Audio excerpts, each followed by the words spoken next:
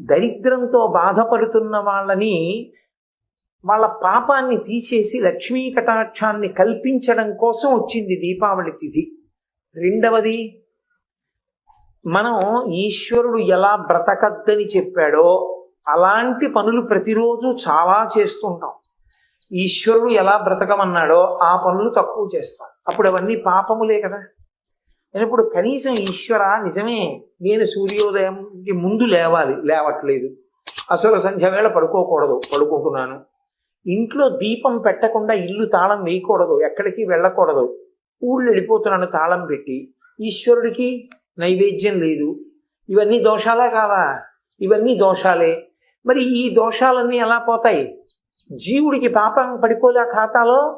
అది పోగొట్టుకోవడానికి, అందుకే నరక భయాన్నించి దూరం చేస్తుంది అన్నారు దీపావళికి.